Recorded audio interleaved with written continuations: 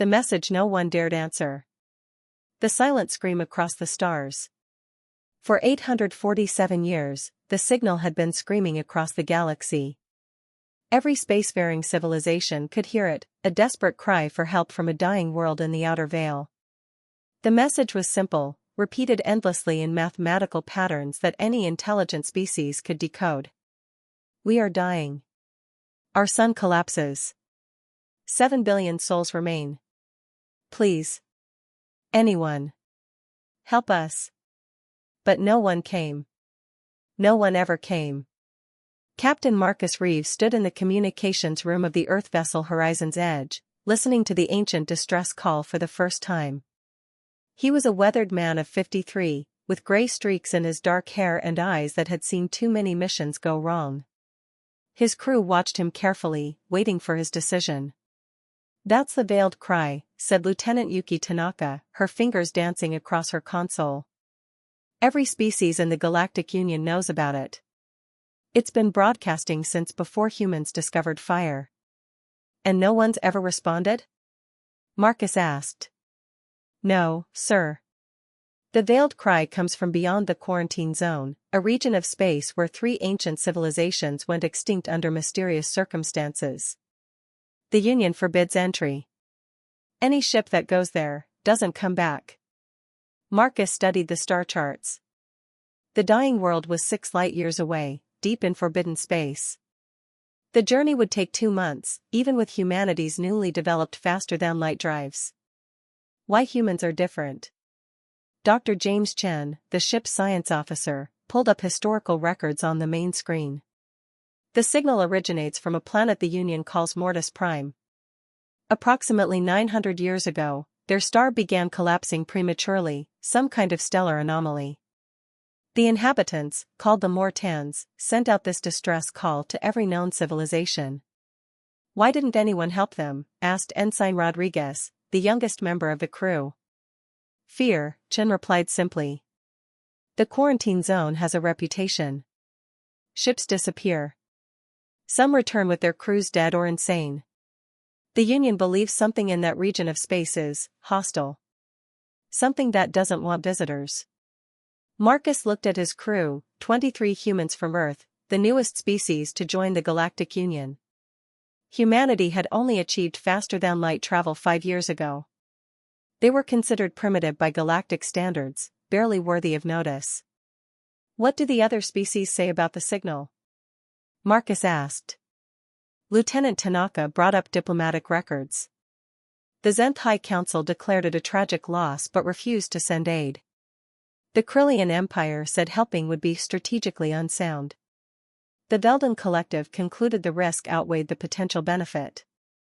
Every major civilization reached the same conclusion: 7 billion lives aren't worth the danger. The bridge fell silent. Marcus walked to the viewport, staring out at the stars. Behind him, he could feel his crew's eyes on him, waiting. The decision that changed everything. "They're still broadcasting," Marcus said quietly. "After 847 years, they're still asking for help." "Sir," Tanaka spoke carefully, "our orders from Earth Command are to survey the outer rim, not to enter forbidden zones. If we go into the quarantine zone, we'll be violating Union law. We could lose our exploration license. Humanity could be expelled from the Union." "I know. And there's no guarantee anyone's still alive on Mortis Prime. The signal could be automated, broadcasting long after the last Mortan died." "I know that too." Marcus turned to face his crew.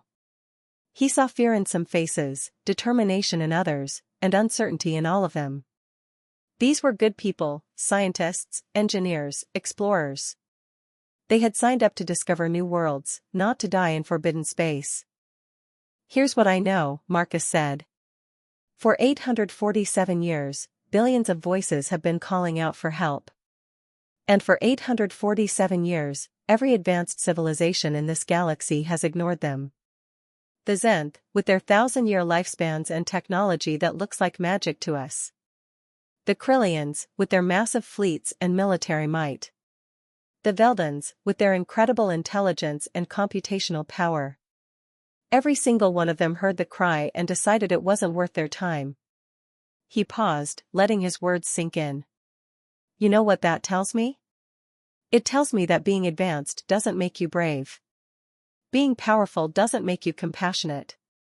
Having fancy technology doesn't mean you have a soul. What makes humanity special? Humans are the youngest species in the Union, Marcus continued. We're the weakest, the most primitive, the least important. We don't have ancient wisdom or superior weapons or incredible lifespans. But we have something those other species seem to have lost somewhere in their evolution. What's that, sir? Rodriguez asked. We remember what it's like to need help. We remember what it's like to be alone and scared and waiting for someone, anyone, to care enough to come. Marcus walked back to his command chair. Every person on this ship came from Earth, a planet where, for most of our history, we were alone. We looked up at the stars and wondered if anyone was out there. We sent messages into the void, hoping someone would hear. We dreamed of the day when someone would answer. He sat down, his decision made. The Mortans have been waiting 847 years for an answer. I think it's time someone gave them one. The journey into darkness. Tanaka spoke first. Sir, I'm with you. If there's even a chance someone's still alive, we have to try. One by one, the crew members voiced their agreement. Some were hesitant, some were afraid, but all of them understood. This was bigger than their orders, bigger than their careers, bigger than their own lives. All right then, Marcus said, feeling the weight of command settle on his shoulders. Dr. Chen, prepare a response message. Tell them someone's coming. Lieutenant Tanaka, plot a course for Mortis Prime. Everyone else, prepare the ship for extended travel. We leave in 6 hours. As the crew dispersed to their duties, Marcus recorded a message to Earth Command, explaining his decision. He knew it might be the last message they ever sent. But some things were worth the risk. The horizon's edge departed from Union space at dawn. Behind them, the safe, known galaxy continued its business. Ahead of them lay the quarantine zone, a region of darkness, mystery, and ancient fear. But also ahead of them, if they were lucky, were 7 billion souls who had been waiting 847 years for someone to care. First contact with fear. The journey took 53 days. As they approached the quarantine zone's boundary, the ship's sensors began detecting anomalies. Space itself seemed different here, the fabric of reality warped in ways that defied explanation. Captain, Chen reported, his voice tight with concern. I'm detecting gravitational distortions that shouldn't exist. It's like something's pulling at the space-time continuum. Can we proceed safely? I don't know, sir. Whatever's causing these distortions, it's nothing I've ever seen in any database. Marcus made his decision. Continue on course. We've come too far to turn back now. As they crossed into the quarantine zone, the ship's lights flickered. The temperature dropped 5 degrees in seconds. And then, silence. All communication with the outside galaxy ceased. The background radiation of space seemed to muffle and die. It was as if they had entered a pocket of the universe that existed separate from everything else. We're on our own now, Tanaka said quietly. Marcus nodded. Then we'd better not waste the trip. The distress signal grew stronger with each passing day. And then, on the 53rd day, they saw it, Mortis Prime, hanging in space like a dying ember. Its sun, a red dwarf star, pulsed weakly in the distance, collapsing in on itself. But there, on the planet's surface, light still burned. Cities still glowed. Someone was still alive down there. My God, whispered Rodriguez. They're still there. After all this time, they're still there. Marcus stood, his heart pounding. Open a channel. It's time to answer their call. The truth about the quarantine zone. The voice that answered back.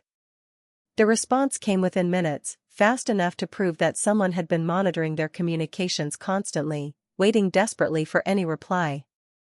The voice that spoke was weak, crackling with interference, but unmistakably alive, human vessel, you came. After 847 years, someone actually came. The bridge crew erupted in cheers, but Marcus raised his hand for silence. This is Captain Marcus Reeves of the Earth vessel Horizon's Edge. We received your distress call. How many of you are still alive? There was a pause, long enough that Marcus worried they'd lost the connection. Then, 600 million. We were 7 billion when we sent the first signal. We've been dying slowly ever since. The crew's celebration died. 600 million survivors meant 6.4 billion had perished while waiting for help that never came. We're here now, Marcus said. We're going to get you out. How long do you have before your sun collapses completely? 3 months. Maybe less. But Captain. The voice hesitated.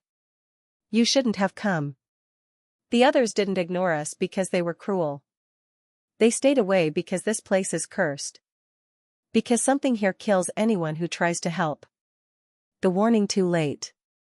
Lieutenant Tanaka pulled up sensor readings, her face pale.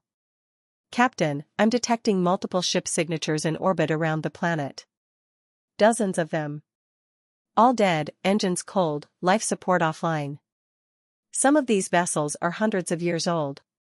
Marcus felt ice run down his spine. Those are the rescue missions, aren't they? Yes, the Mortan voice confirmed. 847 years ago, when we first sent our distress call, 7 species responded. They came to help us. All of them died. Their ships are still here, floating monuments to good intentions. Dr. Chen was analyzing the data frantically. Captain, whatever killed those ships didn't use weapons. There's no blast damage, no hull breaches. It's like their crews just stopped living. What killed them? Marcus demanded. The Morton's reply chilled everyone on the bridge, the Guardian. An ancient defense system left by whoever created the quarantine zone. It was designed to protect this region of space from interference. When species came to rescue us, the Guardian activated.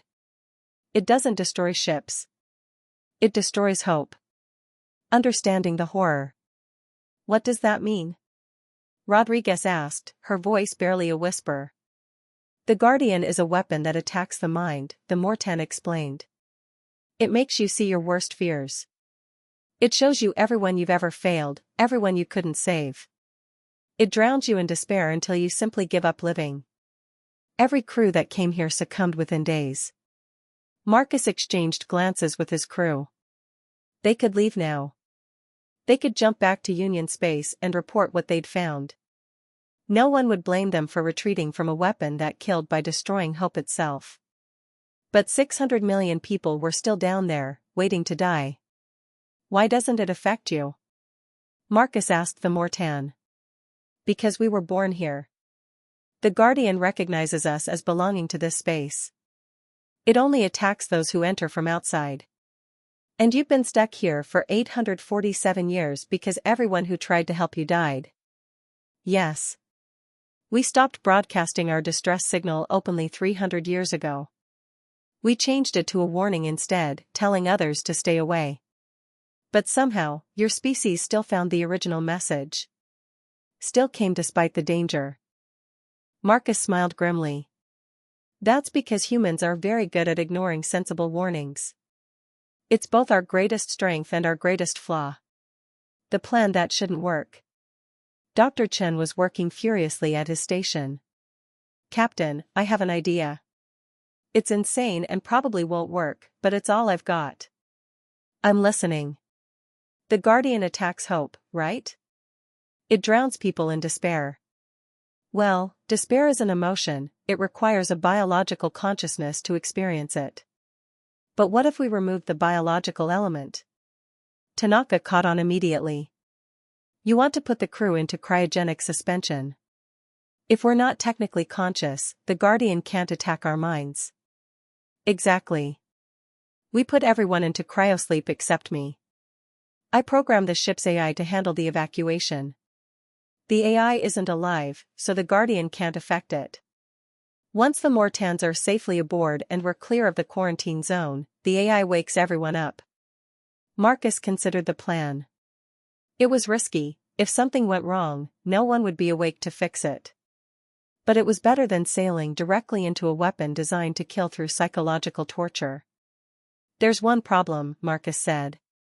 Someone has to stay awake to override the AI if it malfunctions. Someone has to be conscious to make command decisions if the unexpected happens. Chen nodded slowly. Yes, sir. Someone does. Everyone on the bridge understood what that meant. Whoever stayed awake would face the Guardian alone. They would have to endure the weapon's psychological assault with no one to help them, no one to pull them back from the edge of despair. I'll do it, Marcus said immediately. Sir, you don't have to. Yes, I do. I'm the captain. I gave the order to come here. If someone has to face this thing alone, it should be me. Facing the weapon that kills hope. 6 hours later, the Horizon's Edge began its approach to Mortis Prime. In the medical bay, 22 crew members lay in cryogenic pods, their life signs barely registering. In the captain's chair, Marcus Reeves sat alone, surrounded by the hum of automated systems. Guardian detection in 3, 2, 1. The AI announced. Marcus felt it immediately, like a cold hand gripping his heart. The temperature seemed to drop, though the sensors showed no change. The lights seemed dimmer, though they burned just as bright. And then the visions began. He saw his daughter, Emily, who had died in a transport accident when she was 7. She looked at him with accusing eyes. You weren't there, Daddy. I called for you, but you weren't there. He saw his ex-wife, crying at Emily's funeral, blaming him for being off-world on a mission when their daughter needed him. He saw every crew member he'd ever lost, every mission that had gone wrong, every person he'd failed to save over his 30-year career. The Guardian was showing him his failures, his regrets, his deepest fears. It was trying to drown him in despair, to make him believe that nothing he did mattered, that every good intention led only to more suffering. The strength humans carry. Marcus gripped the armrests of his chair, his knuckles white. The visions swirled around him, each one a knife to the heart. The Guardian was powerful, more powerful than any weapon he'd ever faced. But it had made one critical mistake. It assumed that showing humans their failures would break them. It didn't understand that humans lived with their failures every day. They carried their regrets, their losses, their mistakes, and they kept moving forward anyway. I know I wasn't there, Marcus said out loud, tears streaming down his face. I know I failed Emily. I've known it every day for 20 years. But I'm here now. I'm here for these people who've been waiting for 847 years. The visions intensified, becoming almost unbearable. But Marcus held on. He thought about his crew, sleeping peacefully in the medical bay, trusting him to get them through this. He thought about the 600 million Mortans waiting below, who had kept their civilization alive for 8 centuries on nothing but hope. You can't break me, Marcus growled. Because I'm already broken. Every human is. We're all broken, damaged, imperfect creatures who fail constantly. But we get up anyway. We keep trying anyway. That's what makes us human. The evacuation. Hour by hour, day by day, Marcus endured. The AI efficiently coordinated with the Mortans, using automated transport shuttles to ferry survivors to the Horizon's Edge. The ship's cargo bays filled with families, children, elderly Mortans who had been born after the distress signal was first sent. The Guardian never stopped attacking. Every second was a battle against despair, against the urge to simply give up and let the darkness win. Marcus saw his failures replayed in an endless loop. He experienced his daughter's death 1,000 times. He felt every loss, every regret, every moment of guilt. But he held on. On the 7th day, the last transport shuttle docked. 600 million Mortans were safely aboard, packed into every available space on the ship.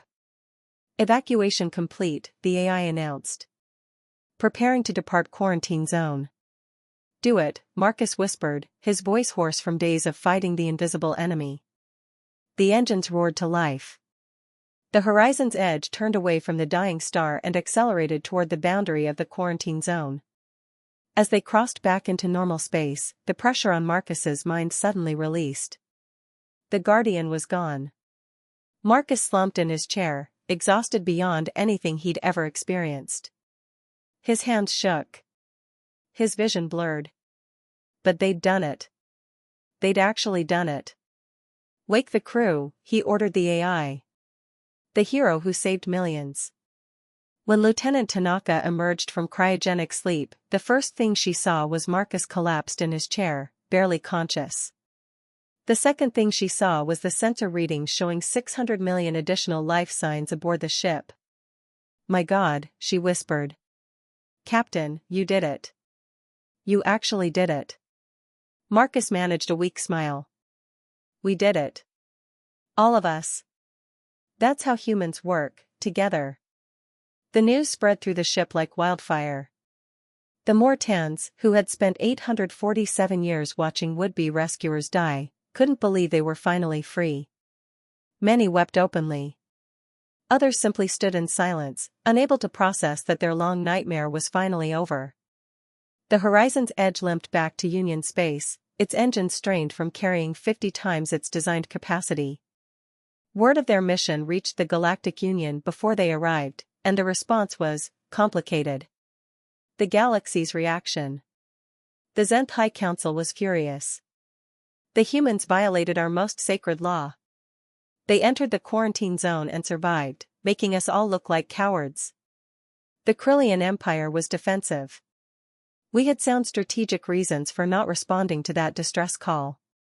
The humans simply got lucky. The Velden Collective was analytical. The psychological resilience required to withstand the Guardian's assault is remarkable. Humans appear to possess an unusual capacity for enduring despair while still maintaining function. But regular citizens across the galaxy had a different reaction.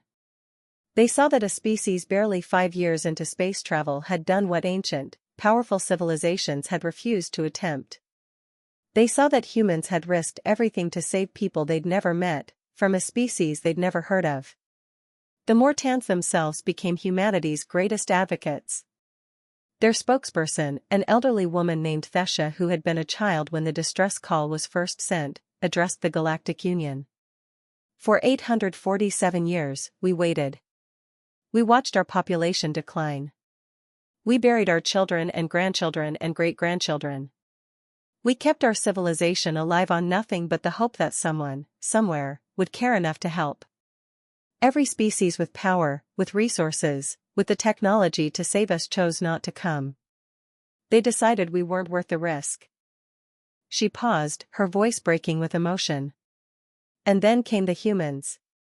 The weakest, youngest species in the Union. They had every reason to ignore us, they'd only just joined the galactic community, they had nothing to gain, everything to lose. But they came anyway. Because that's who they are. What humanity taught the galaxy. 6 months after the rescue, Marcus Reeves was called before the Galactic Union Council. He expected punishment for violating their laws.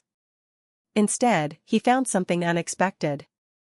The council chambers were packed with representatives from every member species. As Marcus entered, they stood, all of them, in a gesture of respect that crossed every cultural boundary. The Zenth High Counselor spoke first, his ancient voice filled with something Marcus had never heard from his species before, shame. Captain Reeves, on behalf of the Galactic Union, I must apologize. For 847 years, we allowed fear to overcome compassion. We told ourselves that strategic concerns, that logical analysis, that the mathematics of risk versus reward justified our inaction. We were wrong. The Krillian ambassador stepped forward. Your species showed us something we had forgotten, that morality cannot be calculated. That some actions are right regardless of the cost. That courage means acting even when you're afraid. The Velden representative approached Marcus, its crystalline body chiming softly.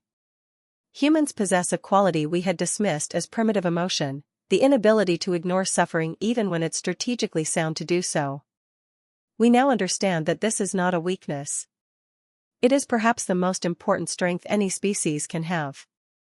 Marcus stood before the assembled representatives of galactic civilization and spoke simply, "We didn't do this to prove anything. We did it because it was right. Because 600 million people were dying, and we could help. That's all." "That's all?" the Zenth counselor repeated. "Captain, you faced a weapon designed to kill through psychological torture. You endured a week of experiencing your worst fears and deepest regrets. You risked your ship, your crew, and your species standing in the Union. And you say that's all?" "Yes," Marcus replied.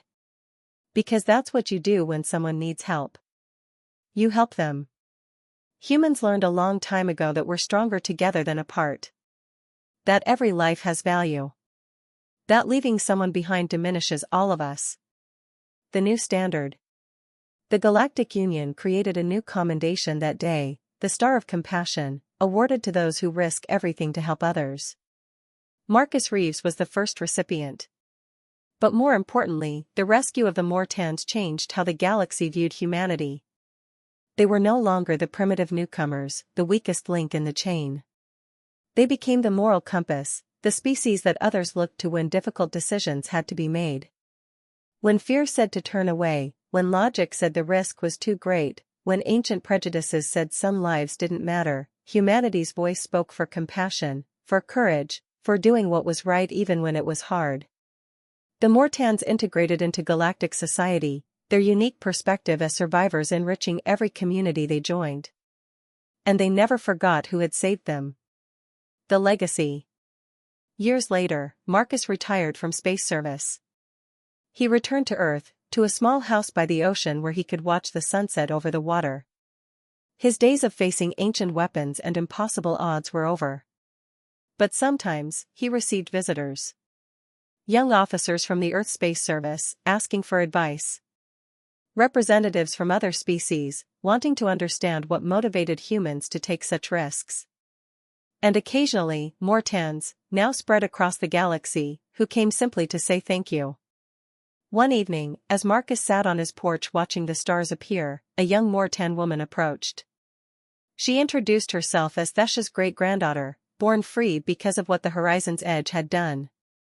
"I wanted you to know," she said, "that we tell our children about the day humans came. We teach them that when 847 years of silence ended, it wasn't the powerful who answered. It wasn't the ancient or the wise. It was the species that remembered what it meant to be afraid, to be alone, to need help." Marcus smiled. "And what do you teach them about humans?"